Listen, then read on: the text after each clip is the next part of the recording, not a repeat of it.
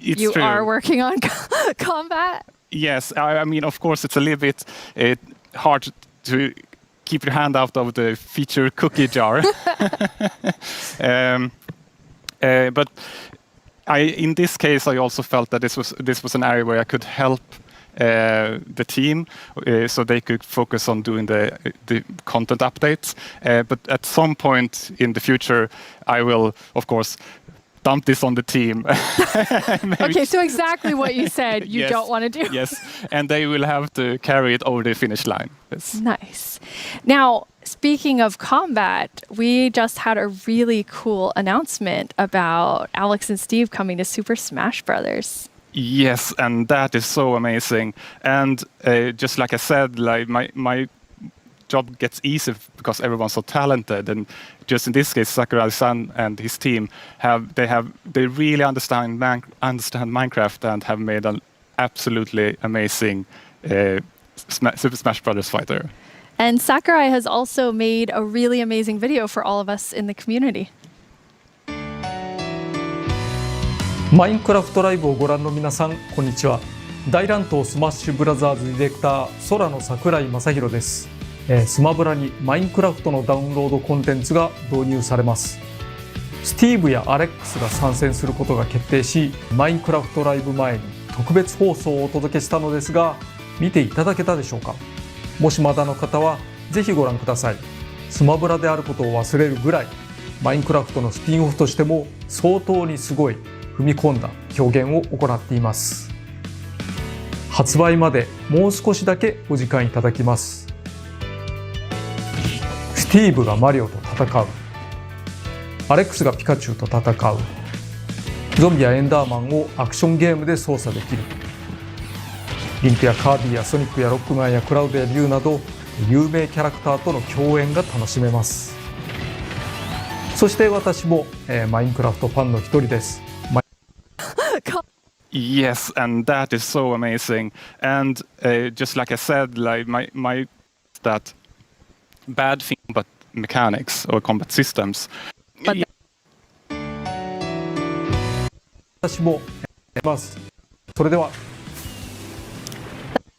see the community reaction. Yes. Okay, so we're going to switch gears here. You have a sort of famous saying within the office, which is the world would be a better place if everyone played Minecraft. And why do you think that? Yeah, I suppose the quote has kind of gotten a life of its own. It definitely has.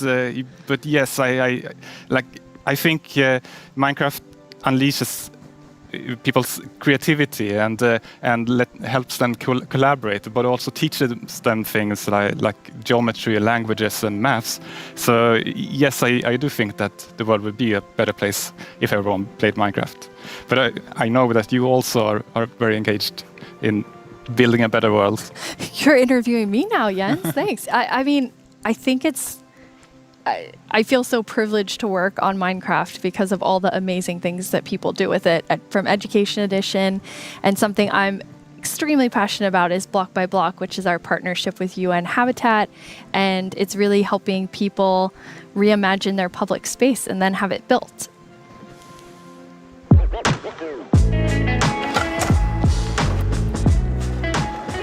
I love this place. It's such a nice area, but it has not always been like this.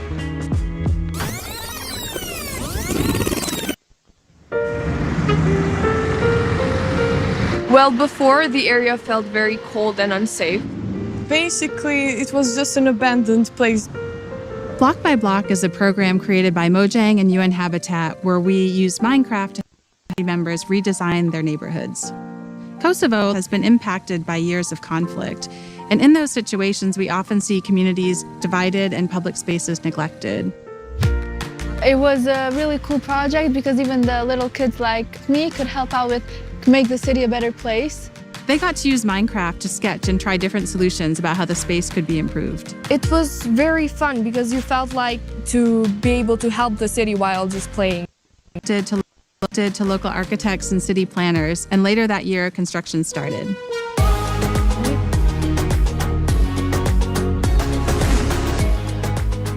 It's been 5 years since we participated in the program, and The street since then has become more developed and it is now more frequented than before. It seemed kind of unbelievable that this was made with Minecraft. So seeing my own idea as a kid, changing a whole area in my city, it was very special to me. It's unbelievable that we were able to make reality what was once only an idea in our computer screen. Finally, decision makers have changed their perspective because maybe they realize that we can make a change. In a democracy, you want the people who live in that community to be asked about what's going to happen in that community. So this is a perfect example. The community was asked, the community decided, the community designed, and the community is using it. I'm probably going to be like really happy and be like, hey friends, I made this.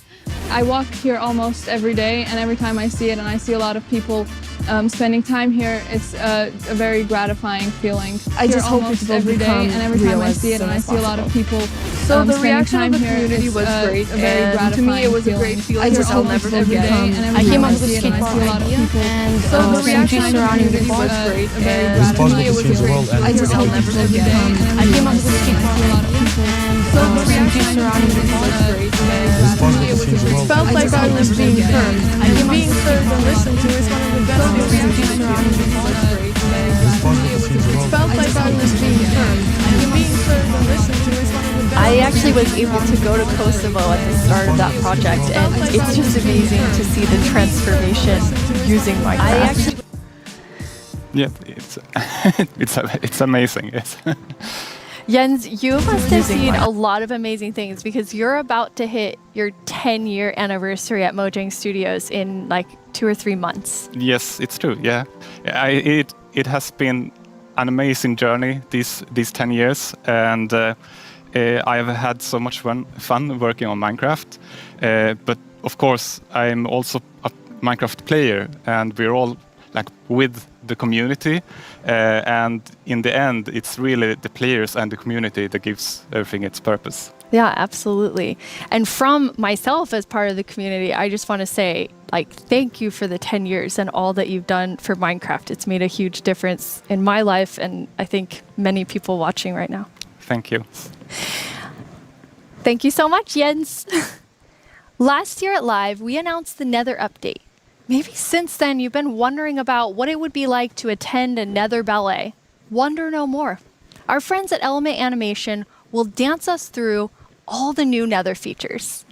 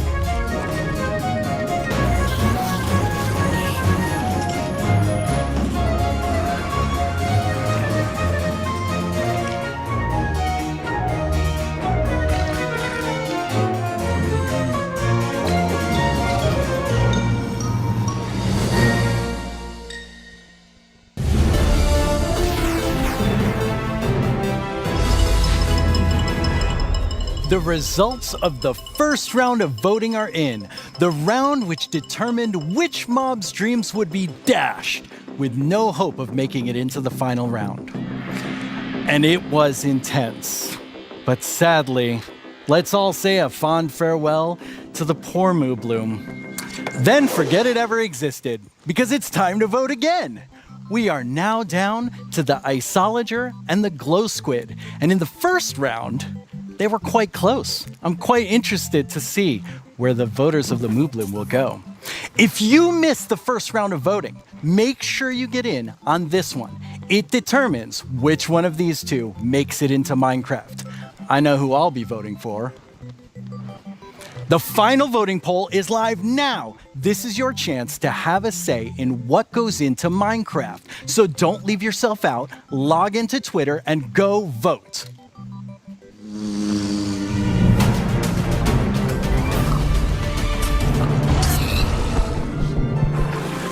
Hello, I'm Quinn, head of the Marketplace Partner Program, and I'm joined by two of my favorite people. How about you guys introduce yourselves?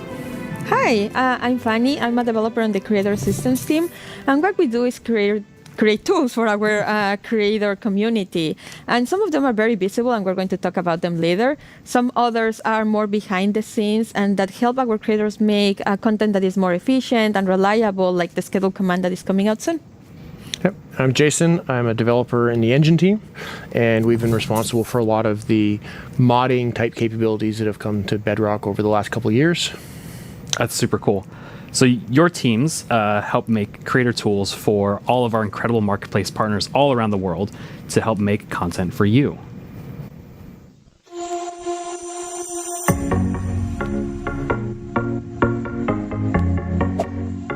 Kia ora koutou mā, ko Whete tēnei from Piki Studios here in Aotearoa, a team of 3 making content for the Marketplace and Minecraft Education Edition.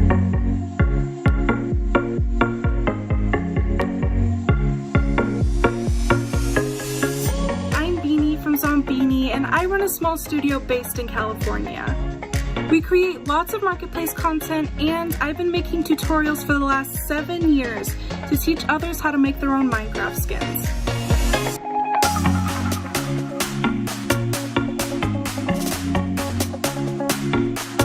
Magandang umaga, Minecraft Live. My name is Mark from Kubo Studios, and we are 15 working here in the Philippines.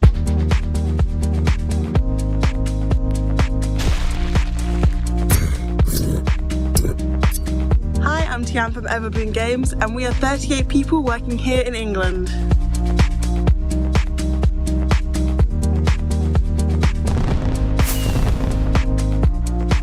Hi, Minecraft Live, this is Liz Proud, and we hope you like our stuff on the Marketplace.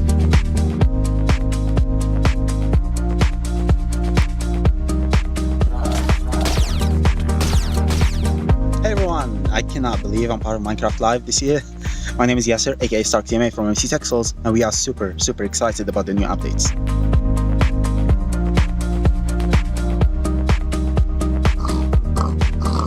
Oi Minecraft Live, eu sou o Gabriel, diretor da Irin Studios, e a gente tem cerca de 5 participantes na nossa equipe. Somos todos brasileiros.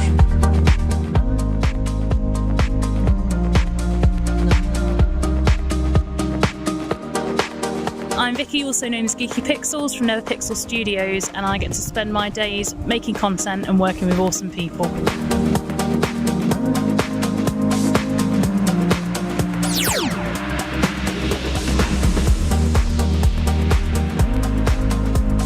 Hey, I'm Warren from Minecraft, and we are 20 people working here in Israel. Shalom.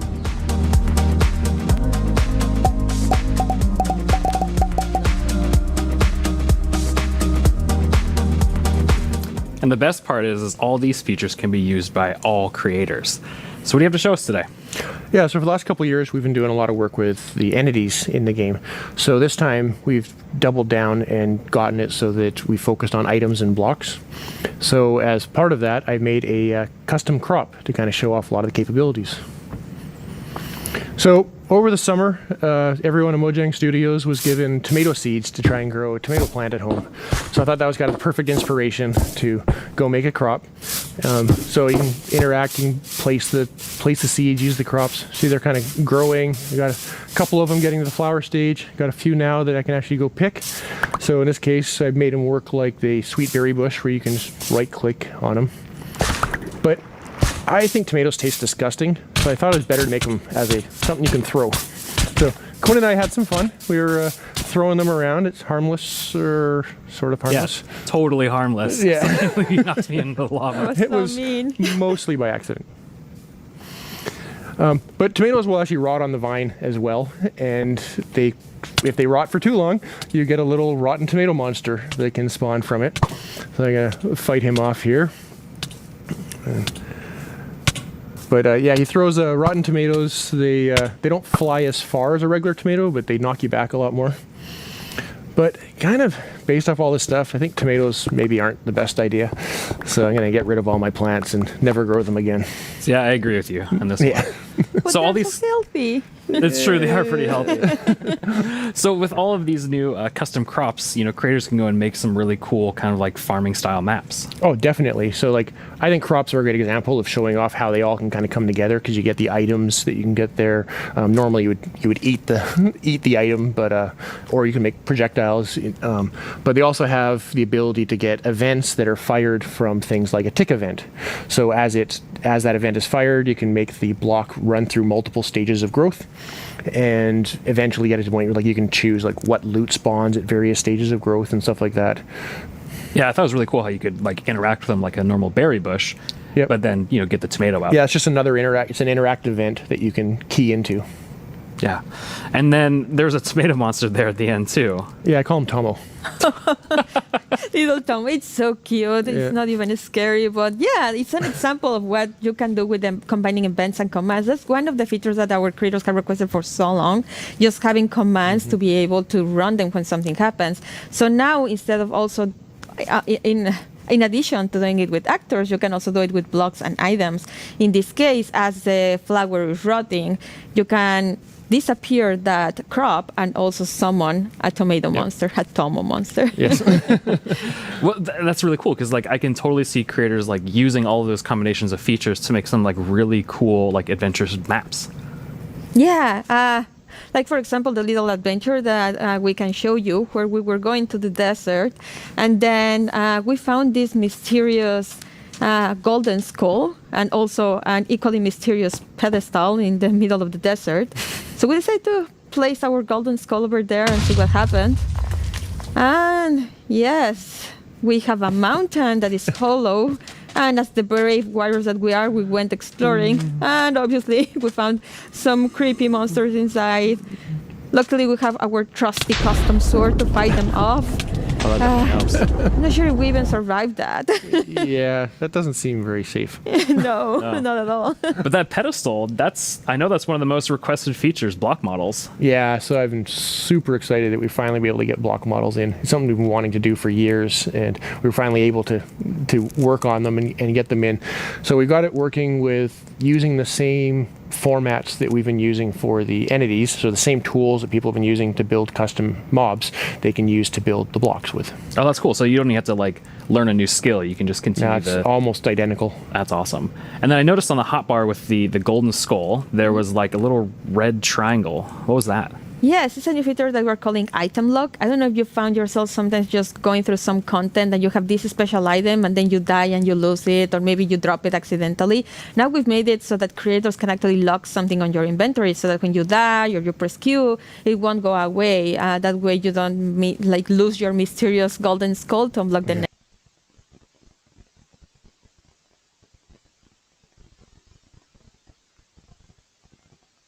That. Yes. And then when you place the skull, there was a lot going on in the background. Like there's 3 features to talk about right there. The first one is like we wanted to give more power to creators with cameras. And this one is just a small one where we just shake the screen. I don't know if you noticed that one. And then you can help players convey something like there's an earthquake going on, or maybe something is about to fall over you. So you can do that with this new cool. Or dinosaurs. Or dinosaurs. Get a dinosaur steps. Yes. The second one that we noticed there is structures. You can now place them using commands, whereas before you had to be using a structure block, which is more complicated and time-consuming. Now you can do it much more easily. And as part of those commands, you can now animate the structure placement. For those that know this, like the mountain was opening, and that was just a structure animating. We provide a couple of effects. One is just like a 3D printing animation, and the other one is layer by layer. And yeah, you can combine them to just achieve very cool effects. Yeah, I can see like creators, using those to add just another level of polish to their world. Exactly. Absolutely. And then I recognize those scorpions. Yeah, well, the desert theme, it felt appropriate to bring them back. They've always been one of my personal favorite custom mobs that I've ever built. Yeah, but after watching that video for so long, I ended up having a nightmare about having to rescue my mom from Really? some aliens riding scorpions. It was creepy. I'm sorry, that was not the intention. It was creepy and funny. Yeah.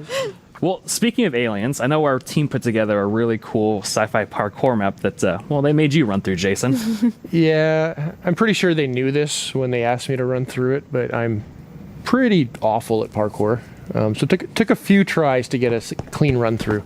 But at the beginning here, it's a pretty typical sort of parkour map of running and jumping, but we definitely have some twists up ahead. And here's kind of the first one of, even I know I can't make that jump. So let's see what's in the chest. And we got a Sliminator. So I'm pretty sure they know what to do here. So now, hopefully, I will jump and be able to clear this gap. And please, yes. Make it up. So to get teleported to the next section, kind of make it along and see what next obstacle we have. So now I know the chests have useful things in them. So we got a Blockinator, and we'll throw that across and get a little platform. Now I can make this jump. Even I can make that jump. And we got the hot dog, or the cyber dog, and float up. But it poisoned me, so I needed to use the antidote to rescue me there. Make it across and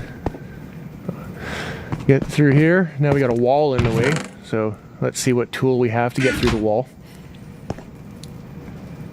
This one, and insta presto, and get through here. Keep going along.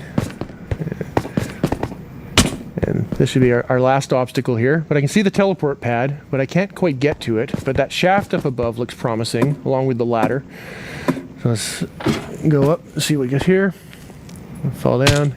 And block breaks. I can get to the teleporter. And Fanny's already there. You made of course. Yeah, finally. Wow, that's super 86 cool. times. I love the pretty good. aesthetic of that too as well, like all the art and things. So those teleport blocks, those seem like a really cool way to add like another level of immersion to the worlds you're creating. Yeah, with data-driven items and blocks, we get so many new events that you can act on. Like, for example, in the case of the teleporters, you can step on it and then an event will trigger and you can react in so many ways. You can add particles, or in this case, for example, you run a series of commands that just teleport you to the next area. That's awesome. And I love the Slaminator, the Blockinator, and the Magic Wand. I've never seen items do that before. Yeah, so that's another example of how combining the same tools you can achieve so many different effects. For example, the Sliminator was just using the event and the fill command, right, to replace the blocks at the bottom with the slimes. Then the next one, we have the wand, and that one is just replacing blocks with air. And then we also had the Blockinator, which allowed you to walk by placing some blocks, replacing air with blocks. So just by combining events and the same command in different ways, you achieve so many cool effects. Yeah, so it's just small little simple things you can combine in lots of different ways and get a wide variety of results. And even that Blockinator allowed you to make that jump.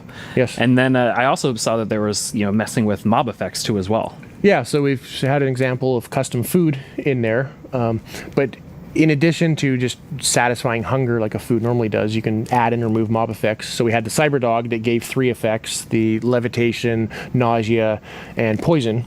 And then we had the antidote that would actually only remove 2 of them. So unlike a bucket of milk that removes all mob effects, you can make things that remove very specific things.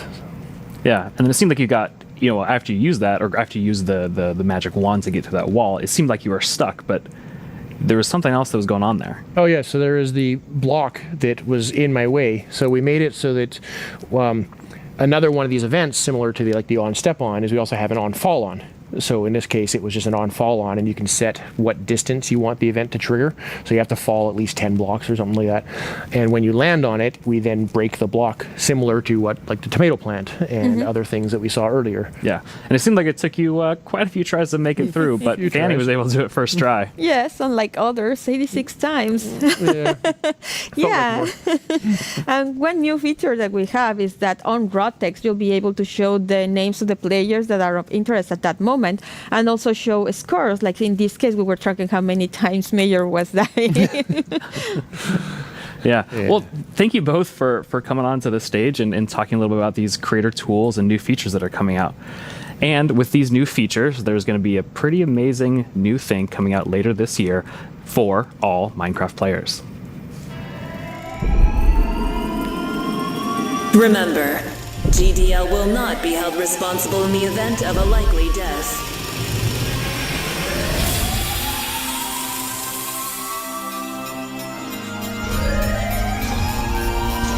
Your descent will begin in 3, 2, 1.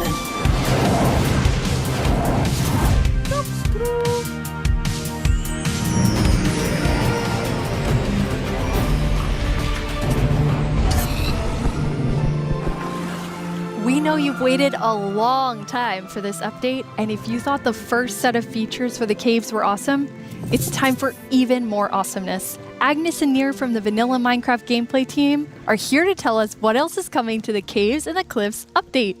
Hello, welcome. Hello. Hey. How does it feel? It's so amazing. It's so awesome to finally be able to share that with everyone. Yes, it feels great, and we have, looked a bit at tweets during the break, and we have some more tweets. We have more tweets. Yes. Wireless redstone. Oh of yeah. course. Yes. And there will be so many cool things you can build with that, and the warden. It's amazing to see all the excitement. It's so cool. Nir, you recently joined the Mojang Studios team. Yes, I joined this year, but honestly, I'm not completely sure how that happened. And not just joining Mojang, I'm not really sure how I'm here in Minecraft Live, because just last year I was home, glued to the stream. I had to know what the next thing is coming to Minecraft, and today it's not only that I get to share that, I got to work on some of those things, so it's fairly incredible. But yeah, I've been developing games for a few years now, and more recently I've actually worked with this non-profit organization called Games for Peace, which is an amazing organization which basically uses games to promote peace. Like he takes kids from areas of conflict all around the world and sits them down to play Minecraft. And sometimes it's kids that don't even share a language, so they can't talk. So Minecraft is the language they share. Minecraft is what helps them connect and get to know each other and creates friendships, right? And it was amazing being part of that. It's so cool. I mean, sometimes I feel like, oh, I know all the amazing things that are happening with Minecraft. And then you described that to Agnes and I, and we both were like, we've never heard that. And it's so cool. It's beautiful. Amazing. Absolutely beautiful. So in this update, you've been really looking at filling out the caves even more. Yes, so there are even more things to show. And in the things we showed so far, it's a lot about improving the journey underground, but of course we also want to add new things to find, new resources, and one of them are crystals.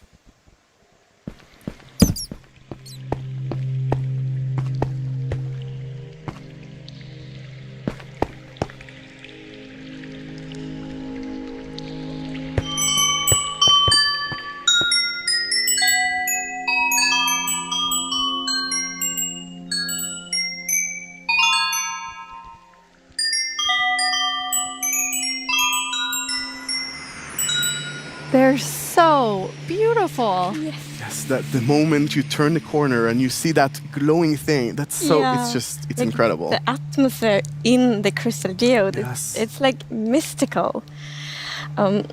Yeah, they're so pretty. And we were thinking a lot about what is the purpose for crystals in Minecraft? And one thing is they should have a use, and we will talk more about one of the usages soon. But the other thing is a lot about just adding a lot to the experience of exploring. And we want them to be quite rare. So when you find them, it's really gonna be like magical, because they're just beautiful. And when you walk on the crystals, you hear these sounds. Yeah, it's just, we talked before about the pillar of Underground of Marvel. And I feel they're just the perfect feature for that sort of pillar, right? But you can't just take them with you. Right, so you can break the crystal plant we saw in the video, but they actually grow from a very special block. And that block is unobtainable. It's sort of like you think about spawners, right? You cannot just take it and put it in your base. It makes you go and build farms all around your world. And that also encourages you to create tunnels between them and find out ways of transferring those items from place to place. And I just love those sort of features that really encourage other gameplay in the game. As an explorer myself, I'm very excited about finding all of these. And mentioned a usefulness to them. Oh, yeah. Yes. So, from those crystal plants, you get crystal shards items, and you can actually use them to craft a telescope.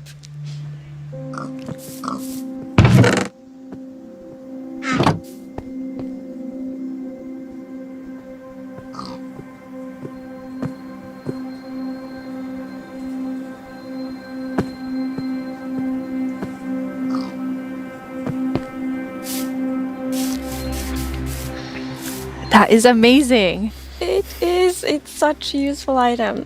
Super cool. And the cool thing is that, so yes, you use the crystal shards to craft them, but you also need something more, and that's also a new thing that we added.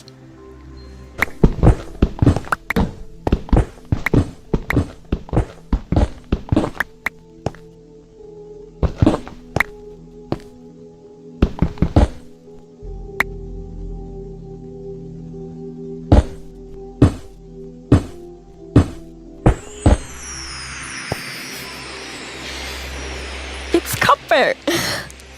That's amazing. Yes, it's new ore. And you saw the copper ore in the video. And a very interesting thing with the copper ore is that it generates in a different way. So normal ores often generate like an ore blob, but copper is different. So imagine that you are out mining and you see copper ore. So you're like, okay, I'm gonna mine the copper. And then you see some stone. It's like, they look a bit different. So you continue to mine. And then you find another copper ore. And you probably go like, okay, I think I found a copper vein. So we're actually adding ore veins to Minecraft. And like they really add so much to mining. It gets so interesting because it's kind of like following a trace when you mine. And they tie so well to the pillar we have about adding strategy to mining. Yeah. That's amazing. And you've personally wanted copper in the game since you start, maybe before you started? Yeah, you mentioned it once or twice. Well, maybe a few times. But yes, so I think I got inspired by the pretty copper roofs in Stockholm. And they are all green because we have so many like old buildings here. And we've actually added that mechanic to Minecraft as well. So you know, if you place a copper block, it will first be orange, but after a while, a pretty long time, it will turn green. And it's something, I think it's so cool, because it actually adds history to Minecraft. Because, for example, if you have a really old Minecraft world, then you can see on like a house and like, oh, the roof turned all green. And then you know that that house has been there for a really long time.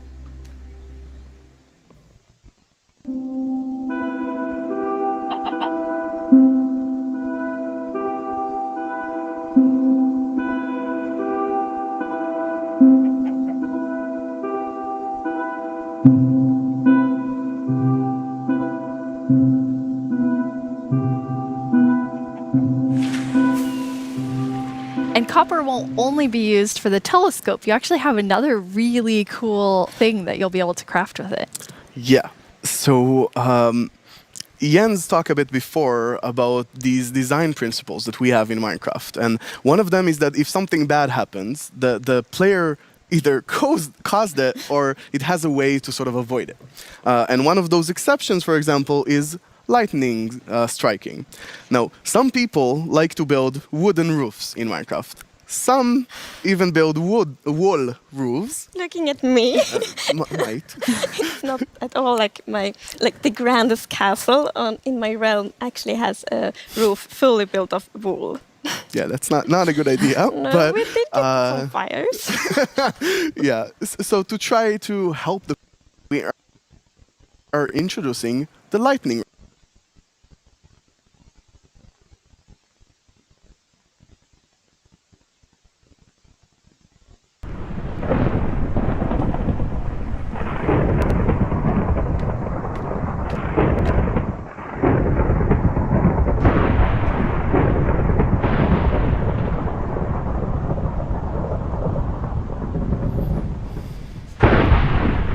That is very useful for all the wool roofs out there. Yeah, I think this is a problem that happened to a lot of our players. Even personally, I had this peaceful game that I played with my partner, and it wasn't peaceful. And we went out and we were like looking at animals, collecting a few animals to our base, and we came back and our a house was gone. And I was quite confused because I consider myself to be someone who knows a bit about Minecraft, and there are no creepers, there are no Endermen. So what happened? We figured that probably a lightning strike hit and burned down the house, and we were quite traumatized because we were not prepared for this. So I think this lightning rod is really going to help with that. Yeah, now you don't have to worry about that problem anymore. No, I'm gonna place like lightning rods everywhere on my wool roof. Good. Will be perfect. Good. Now, you've introduced a lot of things already, and players already have a lot of trouble with their inventory and the amount of items, but you have an idea for that. Yes. So, as you know, we keep adding new blocks and new items all the time, and that do create a bit of an inventory problem. And we're aware of that, and we have actually been thinking quite a lot how we can solve it, because we want to have like a good gameplay solution, we want it to be balanced, and we actually have an item in this update that will be really helpful, and it's the bundles.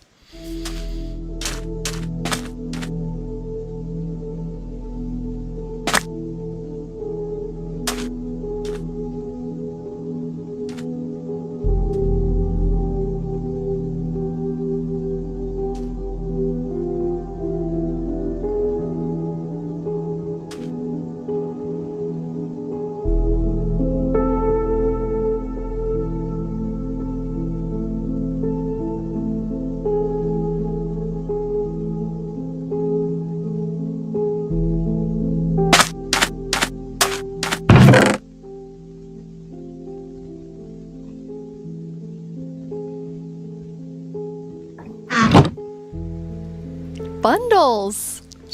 Yeah, this is awesome. It's such an elegant solution as well, and I love it. I think we spend a lot of time talking about the inventory problem, and I think one of the biggest takeaways there was that this is not actually one problem. It's constructed from a lot of sub-problems. For example, hotbar management is one problem. Getting a lot of blocks for your huge. But I think there is a third sub-problems where every time you leave your base to go exploring somewhere, your inventory keeps getting full of junk. Like, this lot just has 2 flowers. This lot has just 1 seed, right? And I think the bundles are really going to help with that problem. Yes. So the thing with the bundle is that you can place many different kinds of items in one bundle. So many different kinds of items in one inventory slot. So for example, I can take those 2 flowers and 1 seed and put them in one bundle. It's great. And you can kind of use them like presents too. Oh yes, I'm so excited about seeing what players do them in like shopping district, right? You can have the bundle of the day, which has a bunch of things with it, or you can have secret bundles where you have 3 of them in the chest, but you get a random one. I think it's really going to be cool. Yes, and for example, if your friend has a birthday, you can put like your prettiest item in the bundle because it looks like a gift wrapper, and then you can give it to your friend. That's so cool. We've talked so much today on the like really game design side, but how do you work on the art side? We actually have a very close collaboration with the art team, and it's great. So my job is basically to get an abstract idea and imagine how it would fit into the Minecraft universe and then start sketching it. So once my sketch is finished, I send everything to the 3D artist that it's gonna model it and animate it to make it alive. My job is to bring sketches to life and make them move in 3D space. To work with a game that has such a special look, it's amazing. It's a challenge, it's fun, it's sometimes frustrating, but it's very rewarding. I love it. I make the pixel art of the block, and usually when I create a block texture for a new rock type, it's going to be a lot. Like, I'm going to make 50 iterations of one block because I want to make it right. Every block is like a building block for people's imagination, right? So I try to make 50 iterations of one block because I want to make sure that people can create what they want. So I think my favorite thing about the Minecraft look is that it's very unexpected, very unconventional, and that's where like the special comes from. Minecraft in terms of game art is special because it has such a unique look and it's very restricted. It has to be 3D pixel art, and we can only work within those boundaries. So we have to like think inside the box, but also outside the box. I've been working on this exciting new mob. This new mob will be the cutest predator ever existed in Minecraft. This update is incredible. Like, people have been waiting for this for so long, and we're finally gonna do it. I hope that the community is really happy about it. I hope they have a lot of new stuff to play with, and I hope that they are excited to see some concepts as well. It's so lovely when you can think about all of the different jobs within game development. I love seeing the artists and developers, and we all, like, across the show, there's so many different types of roles that people have. Yeah, and it's really awesome to interact with all those roles and have a lot of a back and forth. We're very open in Mojang and getting ideas from all over the place, and specifically working with the art team is amazing as well. You sort of throw one idea to the air and he draws something and you're like, oh, what is that white thing in your drawing? I didn't even think about it, and it starts so many awesome ideas going. And we even integrated into our prototype process, and actually I think until I saw those sketches by the art team, I didn't really understand what archaeology in Minecraft even means. Archaeology? Yes, so we're actually adding a new system called the archaeology system. In this system, you're basically going to find these excavation sites all throughout your world. And you can make this new tool called the brush that is going to help you uncover the mysteries of all these dig sites. So you come to one of these ancient structures and you can sort of use the brush to clear away some of the rubble that may have collapsed in those structures. And sometimes you might even find something shiny inside them. But, and this is important, if you are not careful enough, like in real life, you can destroy that artifact. And when that artifact is gone, that artifact and all the secrets it held are gone forever. But if you're careful enough, if you take your time and you're deliberate, you can get some of those hidden artifacts. And for example, here we got a ceramic shard, which is basically how whoever lived here used to tell and pass on their stories. I love the story sides of the archaeology, because we often talk about that we want to deepen the mystery in Minecraft. And when you find these hidden artifacts, you kind of find like connections and hints. And we will never tell the full story, but these will inspire the players to tell their own stories about their own Minecraft worlds. Exactly.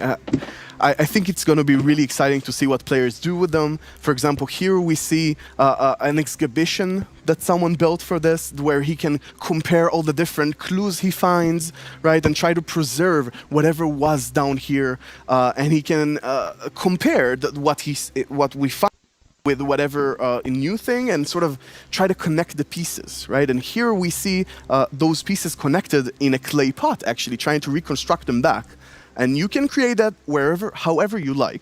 You can create your own stories or try to guess how those pieces used to connect. Yeah. It's also so fun to be very creative with these new pots, because you can put the shards in any way you want. Exactly, and when you're pleased with your creation, you can fire them up and you have your own painted clay pot. Pretty. So, Nir, is this programmer art still? Yeah, the art we're seeing is still work in progress, but I personally like the dragon. I think it's cute. Yeah, it didn't say programmer art isn't pretty. Yeah, you know, the problem is the artists are way too good. Yeah. Right? They just make us look bad. I don't know.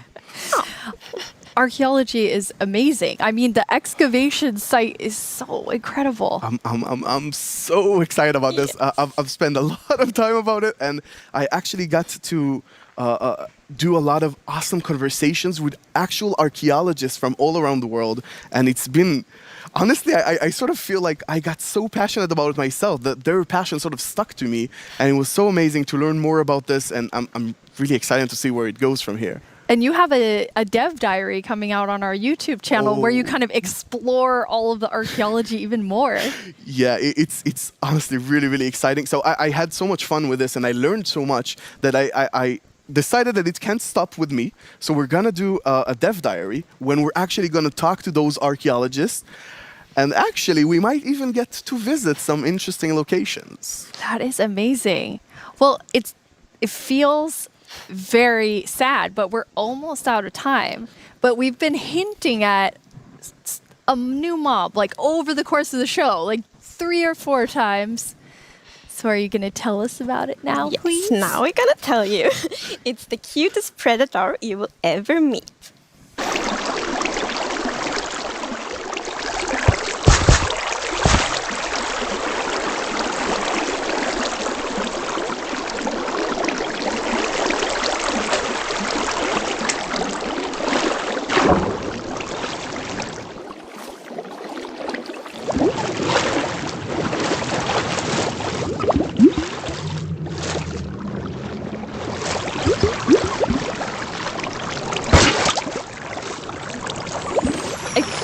feel like there's only one sound I can make after seeing that, which is like.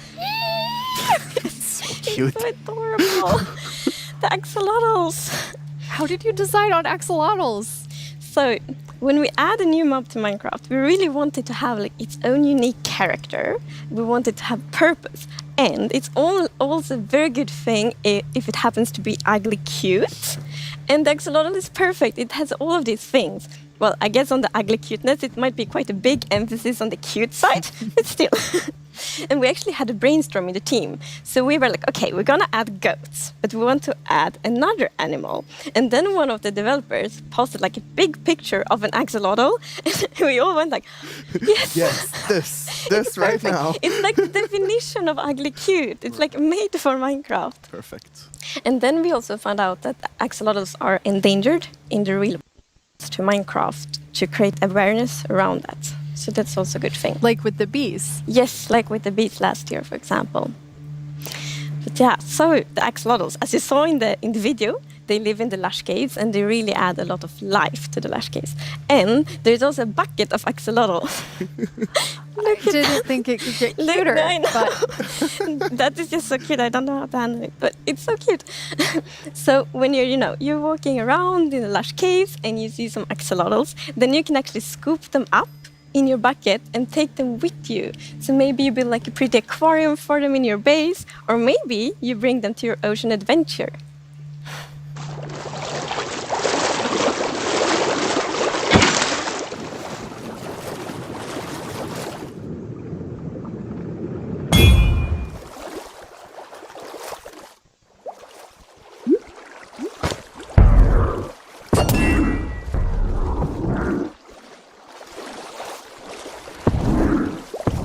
And now I see why you're calling them the cutest predator you'll ever meet. Exactly. So when you scoop them up in a bucket, you can actually create your own axolotl army, basically, and charge into the oceans with them, and they will help you fight various, well, they'll attack cute fish as well, but they'll help you fight the drowns and the guardians, and they're actually quite useful when fighting guardians because they have this special ability that whenever they take damage, they sort of play dead. And when they're playing dead, no mob will actually attack them. So they have this time to regen back help and then jump back into the fight together with you. And if you learn how to cooperate with them really well, they might even heal you during the battle. That is so cool. But okay, so you added these two mobs that are like as different as possible with the warden and the axolotl. Yes. So this update is actually a lot about contrast, which is great because it creates like a dramatic player experience, which is so good. So we're like updating the highest heights of Minecraft with the mountains. We're updating like the deepest of the caves. We had this terrifying warden, the cutest axolotl, and also in the caves, like the lush caves are very light and welcoming, and then the deep dark is like super scary and challenging. I guess we can't forget our little goat in there. No. It's kind of the in-between. Right. Yeah, we shouldn't forget the goat. I guess it's in between. It is still very cute, but in between. No one can be as cute as the axolotl. No, I don't think so. Before we tell everyone the winner of the mob vote, let's take a look back at some of the exciting things that we've talked about today.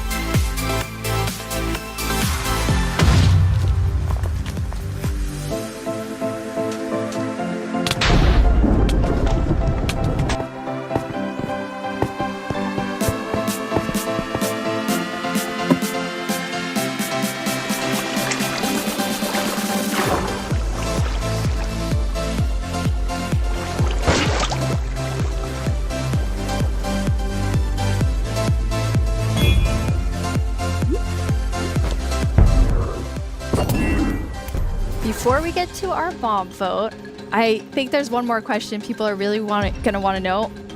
When are we going to get the Caves and the Cliffs update? It's a good question. So we plan to release it summer 2021. And this actually is really good. As I mentioned in the beginning of the show, we really want to have a lot of time to work together with the community to like gather feedback, see all the great ideas, because the community always have so many good ideas. So it feels good that we now have a lot of time to actually work together on this update. Amazing. And the community decided on a new mob that will enter the game. So which one of you gets to do the honors today? So I think Tiny Agnes has been a bit mean this year, so I think you should open it, Nir. You should announce the winner. Yes. Can I look first? Yeah. You're gonna know before everyone else. It's the glow squid! Wow. I guess everyone was mesmerized by the glow squid, yes. Not just the tiny ones. No, I was really not expecting that. That is so awesome. Yes, like I didn't expect it at all, but it's great. And glow squids will look so cool in the caves. Like exactly. The atmosphere. They fit this update so well. Like it will be, imagine it's just all dark in the caves and then you see the glow squids swimming around. It will be so good. Beautiful. Can they be friends with the axolotls? The axolotls are predators, so I'm not sure. The axolotls might actually attack the glow squid. Oh no. We'll see. I'll talk to them. Think about it. Yes. We have committed to a lot of things, so I think we need to get work on all of the things that we've shown in the show. Yeah. For all of you watching, Minecraft wouldn't be what it is today without all of you. From all of us at Mojang Studios, thank you so much. Bye!